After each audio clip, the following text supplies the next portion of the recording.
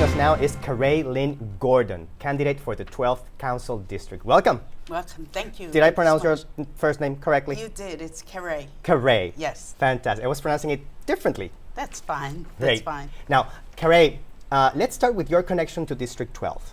You were born in the area. Well, I was born in the Bronx. I was born and raised in the Bronx, and my family moved there in 1977 to that house, so we've been there pretty much 40 years.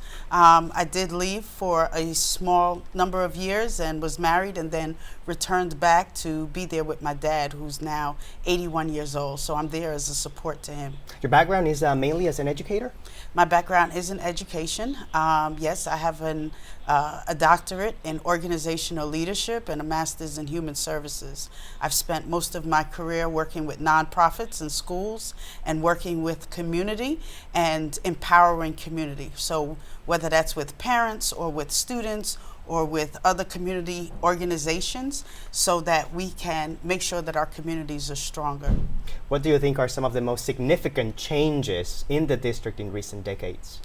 Well, you know, sadly to say, Javier, what I've seen over the last couple of years particularly is the loss of small business. When I walk along White Plains Road, what I see is a lot of signs for lease, empty, for sale. I see a lot of times when I'm at the community board meetings, I hear a lot of people coming in complaining about the condition of our schools. And then there's a lot of people also who talk, you know, I've spent a lot of time at Edenwall houses, and so housing is a particular issue. In fact, I have a report that was done through the City Council and through the Department of Education that says that District 12 is scheduled to lose about 16,000 affordable housing units by the year 2022. That is major. That's major. That's actually District 12 has the highest number of affordable housing units that will be lost by 2022. This is a problem because we're already seeing quite a few people out on White Plains Road in front of the bank. I see again, which I haven't seen since the 80s, where people are sleeping on the streets again. This is a problem. What do you think are some of the solutions? How can you deal with this crisis? Well, again, we have to, as a community, begin, you know, one of the skill sets that's needed, I believe, in the council is being able to work together. We need to take a look and assess what are the resources that we have in the community. How do we pool these resources together, including human resources and skills, and then how do we address the solutions? I don't want to sit here and be the one to say, I have the solutions. The solution is going to be within the community, and the solution is having a leader in the community that can bring the community together to assess the problems and then come up with those solutions, right? And that's, I think, is what we need more in a leader. That's someone who's going to be willing to work with everyone and say, hey, this is the problem in the community and these are the solutions. For one thing, we need to make sure that big business doesn't come in and then build units that what I'm hearing are market rate units. Like big developers. Right, big developers. And they're saying they're market rate units, but they're not necessarily affordable, right? But also we have to get people to a level of self-sufficiency. That only happens through education. So we have to address our educational needs and make sure that our schools are strong. Let's talk about that now, educational needs, considering your background as a Right. school educator and activist. Yes. So it seems like a no-brainer sometimes, but until we fix our education system, until we address the needs of our schools, we're never going to have strong communities. So we have to start there. We have to start with our youngest and our littlest resources, which are our children, right? And so we also need to strengthen our daycare centers, right? I've been saying to people that it's no longer enough in this 21st century economy and workforce, global workforce, to just have a clean house and a back door and say you're a child care provider. Every person has to be responsible for getting our children ready for school.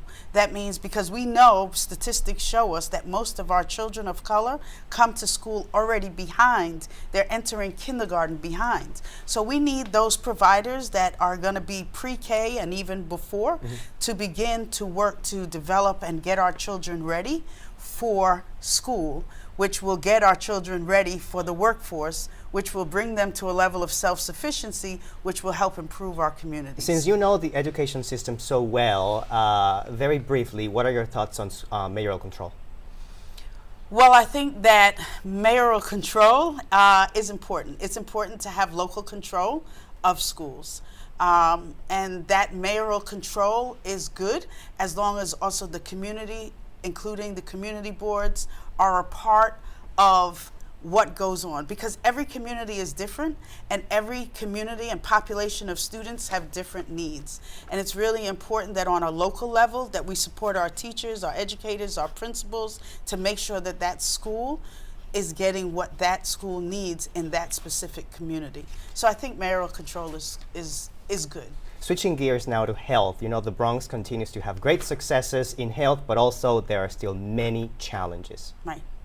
So again, you know, one of the things that we have to do also in this year, folks can vote to have a constitutional convention, and some of those things are outside of, you know, what we can do maybe at City Hall, and some of them are on a state level. And on the state level, we need to be able to vote for a single payer health plan, right? And so therefore, you know, we can't address health. We have to address it holistically, and we need, you know, the Bronx has the highest asthma rates. Now we need to look at how do we address asthma, right? One child at a time, but also some of the information and making sure that parents get information and that children are getting access to the health that they need, or the preventive health measures that they need from the earliest ages. Again, going back to how do we begin to work with our students even prior to them entering school. Job creation in the district, what is your vision in that area?